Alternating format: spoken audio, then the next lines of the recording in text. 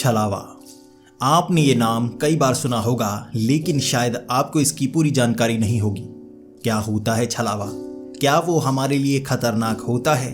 अगर होता है तो कितना खतरनाक होता है? क्या हम उससे बच सकते हैं, और अगर बच सकते हैं तो कैसे? आज इस वीडियो में मैं आपको सारी जानकारी देने वाला हूं, तो इस वीडियो को अंत तक जरूर देखिएगा। इसी के साथ मैं छलावे की एक ऐसी सच्ची डरावनी कहानी भी आपको सुनाऊंगा जिसे सुनकर शायद आज रात को आपको नींद ना आए, लेकिन फिर भी आपको ये कहानी सुनने में मजा बहुत आएगा।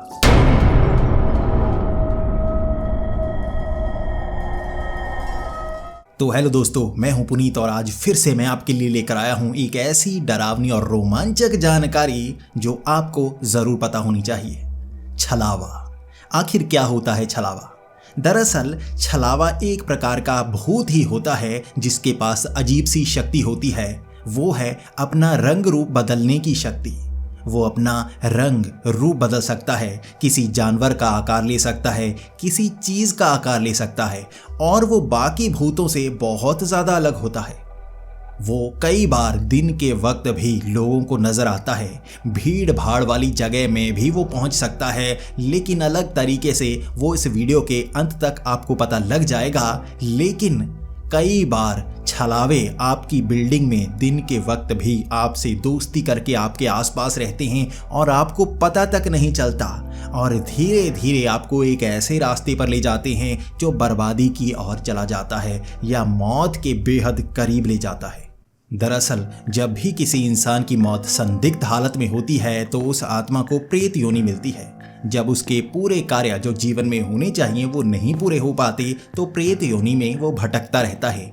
और ऐसा इंसान जब छल से मारा गया हो और अपनों ने उसे छला हो, या कोई खास जिस पर वो निर्भर था उसने छल कर उसे मारा हो, तो उस आत्मा को छलावे का रूप मिलता है, और बस वो उसके बाद हर किसी को छलता ही रहता है। जैसे हम किसी चीज का बदला लेते हैं, वो छलावा भी बस बदला लेता है हर किसी से जो भी उसकी हद में आता है। छलावे आमतौर पर सुनसान जगहों पर पाए जाते हैं। सुनसान जंगल, टूटा हुआ घर, पुरानी इमारत जो कई सालों से बंद पड़ी हो, ऐसी जगहों पर आमतौर पर भूत प्रेत दिखाई दे जाते हैं। लेकिन छलावे उनसे अलग होते हैं। भूत प्रेत रात के वक्त ही हमला करते हैं, वो शरीर को नुकसान पहुंचाते हैं, शरीर के अंदर भी घुस जाते हैं, दिमागी हालत खराब कर देते हैं। लेकिन छलावे ऐसे नहीं होते। छलावे ना तो शरीर के अंदर घुसते हैं और ना ही आप पर हमला करते हैं। अब आप ये सवाल करेंगे कि अगर छलावे हमला कर ही नहीं सकते, हमें छू ही नहीं सकते, तो हमारा नुकसान कैसे करते हैं? वो करते हैं छल से। वो हमें इस तरह से छलते हैं कि हमें मजबूर कर देते हैं कि हम किसी दुर्घटना का शिकार हो जाएं, कहीं से गिर जाएं, या किसी तरह हमें ज़्यादा चोट लग जाए और मौत का कारण तक बन जाए।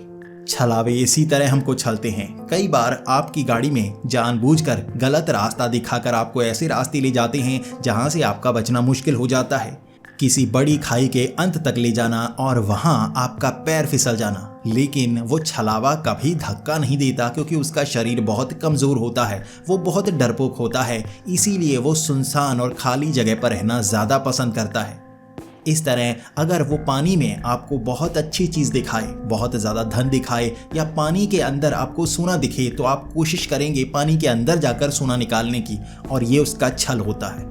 कई लोगों को छलावे इसी तरह से मौत के घाट तक उतार चुके हैं या मरने की कगार तक पहुंचा चुके हैं। कई लोगों ने यह दावा किया उन्हें एक ऐसा दोस्त मिला जो जंगल में था। वो दोस्ती करने के बाद उन्हें ऐसी जगह ले गया जहां पानी के अंदर कुछ गिरा हुआ था। उस सामान को छलावे ने नहीं निकाला, बल्कि उसे मजबूर किया कि जाकर वो लेकर आए। और पानी इस तरह से गहरा, मैला और खतरनाक था कि उसके अंदर जाने के बाद बाहर निकलना बेहद मुश्किल था। और वो चीज़ बस एक छल थी, असल में मौजूद नहीं थी, और इस तरह लोगों को छलावे मार देते हैं। कई बार बिल्डिंग के शिखर तक पहुंचाकर वहां से गिरने को मजबूर कर देना, या दिमागी तौर पर इस तरह से टॉर्चर करना, या पुरानी यादों को ताज़ा करवाना कि वो आदमी आत्महत्या करने को मजबूर हो जाए। इसी तरह छलते हैं छलावे। लेकिन वो सामने से कभी हमला नहीं करते और उन्हें पहचानना बहुत ही आसान होता है। छलावे की एक ही कमजोरी होती है, उसकी आंखें। उसकी आंखें कभी स्थिर नहीं होती। आप जब भी किसी से बात करते हैं तो आप आंखों में आंखें डालकर बातें करते होंगे, या कम से कम कुछ समय के लिए आंखों में देखते तो होंगे ही। और छलावा कभी भी अपना चेहरा आपकी तरफ नहीं करेगा, हमेशा वो चेहरा किसी और तरफ घुमाए रखेगा, क्योंकि उसकी आंखें अगर कोई कुछ सेकंड के लिए देख ले तो उसे बड़ी आसानी से पहचान सकता है। और छलावा इसीलिए इधर उधर देखता रहता है, ज़्यादातर वो चलता रहता है। वो कहता है कि मेरे साथ चलो, चलते रहो और बातें करते रहो, क्योंकि छलावा जब किसी और तरफ चलता रहेगा तो उसकी आंखों पर किसी का ध्यान नहीं पड़ेगा, कोई आंखें नहीं देख पाएगा। और जब उसका चेहरा आपकी तरफ होगा भी तो उसकी आंखें बंद होंगी, और इसी से किसी को भी शक पड़ सकता है कि कौन है ये जो इस तरफ आंखें नहीं करता। और छलावे की एक बार आंखें कोई देख ले तो बड़ी आसानी से पकड़ सकता है कि ये कोई साधारण इंसान नहीं है। उसकी आंखें फड़कती रहती हैं। जिस तरह से हमारी आंखें ज़्यादा तेज़ी से हिल नहीं सकती, हम ज़्यादा तेज़ी से आंखें हिला नहीं सकते, इधर उधर देख सकते हैं, लेकिन छलावे की आंखें जैसे किसी छोटे पंछी के पर होते हैं उस तरह से बड़ी तेज़ी से हिलती हैं, और सामने से देखने वाला बिल्कुल हैरान रह जाता है। और यहाँ जब छलावे की चोरी पकड़ी जाती है तो वो बहुत डरपोक होता है। वो बस भागने की कोशिश करता है क्योंकि उसका शरीर बहुत कमज़ोर होता है। जिस तरह से किसी भी शक्तिशाली प्रेत को अपनी हम पॉजिटिविटी से ख़त्म कर सकते हैं, छलावा तो प्रेतों से बहुत कमज़ोर होता है। उसे दिया गया ज़बरदस्त धक्का उसके अंत का कारण बन सकता है। इसीलिए छलावा इस तरह से छलता है कि बस उसे छुआ ना जा सके। लेकिन जब चोरी पकड़ी जाए तो उसके पास एक ही रास्ता होता है, वो भागने का। कई लोगों का कहना है कि छलावे आग से भी डरते हैं। अगर आपके पास कोई माचिस हो, कोई लाइटर हो, उसे जलाने के बाद छलावा वहाँ पर रुक नहीं पाता, और जब वो आग उसके शरीर के करीब जाती है तो भागने के अलावा उसके पास कोई रास्ता नहीं रहता, भले ही उसकी सच्चाई सामने आई हो या नहीं। अब बात करते हैं सच्ची डरावनी कहानी के बारे में जो हमें भेजी है ब्रिजेश जी ने। ब्रिजेश जी दिल्ली में रहते हैं और वो घूमने के लिए पालमपुर गए हुए थे। वहाँ पर उनका कोई दोस्त नहीं था और वो हमेशा से अकेले घूमना ही पसंद करते थे। पालमपुर एक छोटा सा शहर है। यहाँ पर आसपास बड़ी बड़ी वादियाँ हैं। यहाँ से सफ़ेद बर्फ में ढके दूर वो पर्वत भी नज़र आते हैं और हवाएं ठंडी चलती हैं। हमेशा से ब्रिजेश को ऐसी ही जगह पसंद थी और यहाँ पर पहली बार आकर उसे ज़्यादा समझ नहीं आ रहा था। वो बस जगह को पहचानने की कोशिश कर रहा था, दोस्त बनाने की कोशिश कर रहा था। और यहाँ शहर छोटा होने के कारण रात को जैसे ही अंधेरा होता है ये शहर भी धीरे धीरे बंद होना शुरू हो जाता है। बड़े शहरों की तरह नहीं जहाँ रात के 9-10 बजे तक लोग आमतौर पर घूमते हैं। पहाड़ों में 8 बजे तक लगभग लोग अपने घरों के अंदर पहुँच जाते हैं क्योंकि ठंड भी बढ़ जाती है। लेकिन ब्रिजेश को अंधेरे में इन सुनसान जगहों पर घूमना बहुत ज़्यादा पसंद था। उसे भूतों की कहानियाँ सुनना बहुत पसंद था। वो ऐसी कहानियाँ सुना करता और ऐसे सुनसान जगहों पर जाया करता। लगभग 3 साल पहले वो यहीं पालमपुर में गया हुआ था। उस समय वो एक सड़क के सहारे आगे बढ़े जा रहा था। घर के बाहर कोई नहीं था, लेकिन घरों के अंदर लाइट जल रही थी, यानी लोग टीवी देख रहे थे। लेकिन ठंड बढ़ गई थी तो उन्होंने अपनी एक लोई सी ली, यहाँ पर लोई कहा जाता है, शॉल की तरह उसे ओढ़ा हुआ था और उस सुनसान जगह पर घूमते जा रहे थे। तभी उनकी नज़र पड़ी, सामने एक लड़का उनकी तरफ चलकर आ रहा था और वो बार बार उनसे बातें करने की कोशिश कर रहा था। ब्रिजेश भी कुछ समय तक इधर उधर देखते रहे। उन्हें लगा अंधेरे में कौन बात करने की कोशिश कर रहा होगा, कहीं कोई चोर तो नहीं। लेकिन पास आकर उन्होंने पहचाना उसने काफ़ी महंगे कपड़े पहने हुए थे। वो भी यहाँ पर घूमने के लिए आया हुआ था, तो ब्रिजेश भी उससे बातें करने लगा। अब ब्रिजेश के साथ वो लड़का घूमते घूमते आगे बढ़ने लगा। घर काफ़ी पीछे रह गए थे। वहाँ घाटियाँ थी। पहाड़ों में इसी तरह होती हैं घाटियाँ, जिस पर उतरने में बहुत आसानी होती है लेकिन चढ़ने में बहुत ज़्यादा परेशानी होती है। वो घाटियों के सहारे उसे आगे ले जाता गया। पालमपुर में उन घाटियों को पार करने के बाद वो काफ़ी आगे निकल आए थे। भले ही काफ़ी आगे निकल आए थे लेकिन वहाँ से भी वो शहर दिख रहा था। वो लड़का बार बार कहे जा रहा था, आओ तुम्हें दिखाकर लेकर आता हूँ, आज नई जगह देखी है। अब ब्रिजेश को हमेशा से ऐसी जगह देखना पसंद था जो बाकियों को पता ना हो। पहाड़ों में उसे हमेशा लगा करता था कि भगवानों की शक्तियाँ होती हैं, भूतों की शक्तियाँ होती हैं, दूसरी दुनियाओं की शक्तियाँ होती हैं, यहाँ शायद एलियन आते होंगे। वो लड़का भी इसी तरह से बातें किए जा रहा था और ब्रिजेश को वो बातें बहुत ज़्यादा पसंद आ रही थी। जब उस घाटी के वो नीचे उतर आए तब उस लड़के ने ब्रिजेश को कहा, तुम्हें एक जगह दिखाऊं, बहुत अच्छी है, तुम यकीन नहीं करोगी, मैंने आज ही ढूंढी है और वहाँ जाकर तुम्हारी आंखें फटी की फटी रह जाएंगी। अब ब्रिजेश ऐसी जगह जाने को मना कैसे कर सकता था, तो उसने कहा हाँ लेकर चलो। अब उस घाटी के साथ साथ छोटी पगडंडी थी। पगडंडी वहाँ सड़क नहीं होती बल्कि छोटी जगह होती है जो चलने के कारण बनी होती है। वो कोई खास रास्ता नहीं होता, बस कुछ लोग वहाँ पर चले होते हैं। घास थोड़ी साफ हुई होती है तो वो रास्ता सा दिखता है। अब उस पगडंडी के सहारे वो लड़का ब्रिजेश को एक जगह पर ले जा रहा था। वो उस घाटी से बिल्कुल नीचे ले जा रहा था। यहाँ भी ब्रिजेश को खतरा महसूस नहीं हुआ क्योंकि कोई भी रास्ता ऐसा नहीं था कि वहाँ से वो गिर जाएं। आसपास पेड़ लगे हुए थे। उसी के सहारे घाटी से काफ़ी नीचे उतरने के बाद सामने छोटा सा तालाब दिखा। अब उस तालाब का पानी कांच की तरह साफ था। यहाँ पर कभी एक जगह खड़ा हुआ पानी ब्रिजेश ने नहीं देखा था। पहाड़ों में हमेशा ढलान बनी होती है। एक जगह ज़्यादातर पानी खड़ा नहीं होता, हमेशा चलता रहता है, नीचे की तरफ बहता रहता है। यहाँ पर तो ब्रिजेश देखकर हैरान था किस तरह से पूरे की पूरी जगह बनी हुई थी। तालाब बिल्कुल कांच की तरह साफ पानी का बना हुआ था। वहाँ पर उस लड़के ने टॉर्च जलाई और दिखाया, देखो ये कोई पुरानी जगह है, कोई देवीय जगह है। यहाँ नीचे देखो वो नोट दिख रहे हैं तुम्हें। अब ब्रिजेश ने ध्यान से देखा, वहाँ नीचे 500, 2000 के नोट दिख रहे थे। अब ब्रिजेश बिल्कुल हैरान क्योंकि वो गड्डियाँ थीं। वो गड्डियाँ काफ़ी ज़्यादा पड़ी हुई थीं क्योंकि वो करोड़ों में नोट लग रहे थे। अब ब्रिजेश हैरान, किसी ने यहाँ पर पैसे छिपाए होंगे, कोई शायद टैक्स से बचने के लिए यहाँ नोट छिपाए रखे होगा। अब वो लड़का कहे जा रहा था, देखो नोट हम निकाल सकते हैं, पानी थोड़ा सा ठंडा होगा, ये ज़्यादा गहरा नहीं है, देखो नोट ऊपर दिख रहे हैं ना, ज़्यादा गहरा नहीं है। मुझे थोड़ी ठंड लग रही है, मैं बीमार हूँ, अगर तुम जाकर ले आओ तो अच्छा होगा। अब ब्रिजेश सोचे जा रहा था कि जाऊं या ना जाऊं। यहाँ जितने नोट थे, अगर कुछ भी हाथ लग जाते 2-4 करोड़ भी बड़ी आसानी से निकाले जा सकते थे और इतने के नोट वो लग रहे थे। अब आधे आधे भी बांटते तो काफ़ी मिल जाते। और ये नोट चोरी के थे या किसके थे ये ब्रिजेश बिल्कुल नहीं सोच रहा था। ब्रिजेश को लगा भाई सामने नोट पड़े हैं, कुछ गहने भी पड़े थे, ये निकाले जा सकते हैं। लेकिन फिर उसे शक भी हो रहा था, भाई कांच की तरह साफ पानी और यहाँ नोट और गहने, अगर कोई छिपाई भी होगा तो यहाँ से जो निकल कर जाता होगा बड़ी आसानी से इसे देख पाता होगा, तो यहाँ पर क्यों छिपाए हुए हैं। अब ब्रिजेश को थोड़ा थोड़ा शक होने लगा था, लेकिन उसे उस लड़के पर शक नहीं था बल्कि उन नोटों पर शक था, ये नकली होंगे। वो लड़का बार बार कहे जा रहा था, नोट छोड़ो, गहना देखो, सोना असली लग रहा है या नहीं। अब ब्रिजेश, वो नोट तो काफ़ी दूर थे, पहचाने नहीं जा रहे थे असली थे या नहीं, क्योंकि काफ़ी अंदर तक थे। गहने भी साफ नहीं दिख रहे थे, सोने के हैं या नहीं। लेकिन वो लड़का कहे जा रहा था, सोने के गहने ही हैं, असली नोट ही हैं, मुझे पता है। ब्रिजेश को यहाँ शक हुआ, तुम्हें कैसे पता है? अगर तुम्हें पता है तुमने पहले क्यों नहीं निकाले, और मैं तो अनजान हूँ, अभी तो मिला हूँ, मुझे इतने सारे पैसे क्यों दिखा रहे हो? तुम तो चुपचाप पानी में जाते, निकाल लेते।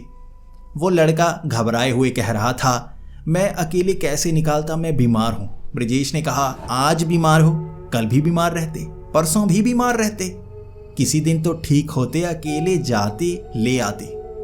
यहाँ तुम मुझे क्यों लेकर आए हो, सच बताओ।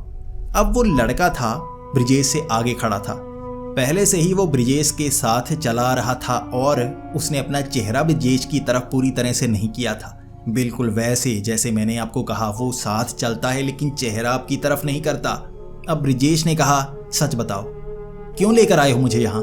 अब ब्रिजेश को ये डर था शायद ये कोई लुटेरा ना हो, चोर ना हो, मुझे यहाँ पकड़ ना ले। ब्रिजेश 2-3 कदम उससे दूर हो गया था, इधर उधर भी झांक रहा था, कोई आकर मुझे पकड़ ना ले। उसके बाद उस लड़के ने थोड़ा चेहरा घुमाया इस तरफ, वो भी डर रहा था क्योंकि ब्रिजेश भी पीछे हट रहा था, शायद उसे लग रहा होगा ब्रिजेश झपट्टा मारेगा। अब वो लड़का भी पीछे कदम हटाए जा रहा था लेकिन उसका चेहरा इस तरफ हो चला था। ब्रिजेश के हाथ में मोबाइल, उसने टॉर्च जलाई हुई थी उसके चेहरे की तरफ। एक तरफ से छोटी सी आंख दिखी थी ब्रिजेश को, वो आंख फड़फड़ा रही थी। वहां उसे एक पल में ही पता चल गया ये क्या चीज है। वो भूतों की वीडियो देखा करता था, छलावों के बारे में उसे पता था, बस वो पूरी तरह से यकीन नहीं करता था क्योंकि कहते हैं ना, जब तक सामना ना हो यकीन नहीं होता, बस कहानियां लगती हैं। आज उसके सामने एक ऐसा इंसान खड़ा था जिसकी आंखें फड़फड़ा रही थी। अब वहीं खड़े खड़े ब्रिजेश ने वहां चिल्लाकर कहा, मेरी तरफ देखो, कौन हो तुम? अब ब्रजेश ने ऐसा कहा, उसने थोड़ा सा और चेहरा घुमाया, क्योंकि आपको पता है छलावे बहुत डरपोक होते हैं। वो थोड़ा सा चेहरा घुमा पाया लेकिन और पीछे हट गया। ब्रजेश भी डरा हुआ था। भले ही ब्रजेश को पता था कि जो छलावे होते हैं वो ज़्यादा ताकतवर नहीं होते, डरपोक होते हैं, भाग जाते हैं, लेकिन फिर भी उसे डर था। सुनसान जगह है, कुछ हो जाए तो, जो कहानियाँ वो झूठी हुई तो, छलावे ज़्यादा खतरनाक हुए तो। अब ब्रजेश काफ़ी पीछे हट रहा था। उसका चेहरा जब देखा, आंखें बिल्कुल सफ़ेद थी, जो काली पुतलियां थी इतनी तेज़ी से हिल रही थी, नज़र ही नहीं आ रही थी, आंखें फड़फड़ा रही थी, वो पलकें झपका रहा था, लेकिन इतनी तेज़ी से कि ब्रजेश को बहुत ज़्यादा डर सा लगा। अब ब्रजेश वहाँ रुका नहीं। वो जो छलावा था वो पीछे हटता जा रहा था, झाड़ियों में घुसता जा रहा था। वो छलावा झाड़ियों में घुसा, ब्रजेश उस पहाड़ी के ऊपर की तरफ चढ़ने लगा। अब उस पहाड़ी पर चढ़ने की ब्रजेश की रफ्तार इतनी तेज थी कि वो बड़ी तेजी से ऊपर तक पहुंच गया। अब वो चिल्ला नहीं रहा था, लेकिन फिर भी बार बार मुड़ के पीछे देख रहा था, कहीं वो छलावा पीछा तो नहीं कर रहा। भागते भागते वो ऊपर तक आया। वहाँ वो काफ़ी सहमा हुआ था और जल्दी से होटल के कमरे में चला गया। वो होटल भी काफ़ी करीब था और भागते भागते वो हांफ चुका था। उसको बहुत ज़्यादा थकान हो गई थी और रिसेप्शन पर एक लड़का बैठा था। उसने सबसे पहले उससे बात की, उसे घटना के बारे में बताया और वो लड़का भी कहने लगा, यहाँ ऐसी घटनाएं ज़्यादा होती तो नहीं, लोग झूठी कहानियाँ बनाते हैं, आपके साथ सच में ऐसा कुछ हुआ है? अब ब्रजेश भी समझ गया था ये कहानियाँ लगभग झूठी ही लगती हैं, क्योंकि कई बनावटी कहानियाँ बनाते हैं, जिसके साथ सच में घटी होती है उस पर कोई यकीन नहीं करता। इस बार ब्रजेश के साथ असल में ये घटना घटी थी।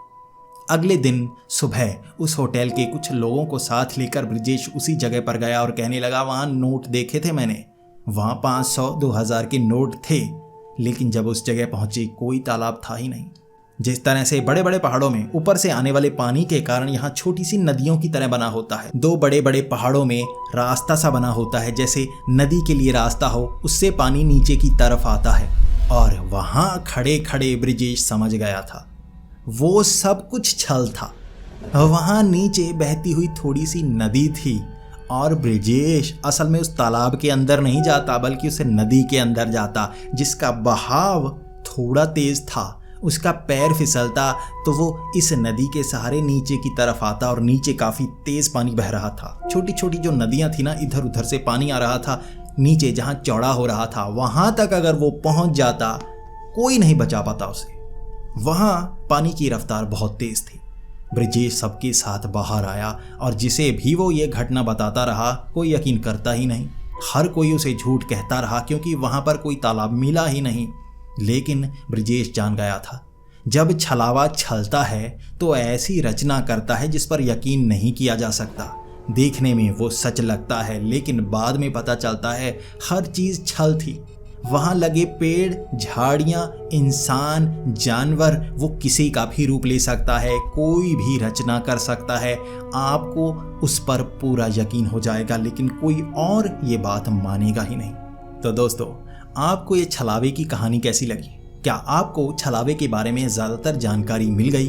अगर आप और ज़्यादा अच्छी जानकारी, भूत या कहानियाँ सुनना पसंद करते हैं तो हमारे इस चैनल को सब्सक्राइब करना ना भूलें। मैं इस चैनल पर ऐसी ही जानकारी भी लेकर आता हूँ, डरावनी कहानियाँ भी लेकर आता हूँ, जिससे आपको भी रोमांच का एहसास हो। तो मिलते हैं अगली वीडियो में, तब तक के लिए डरते रहें।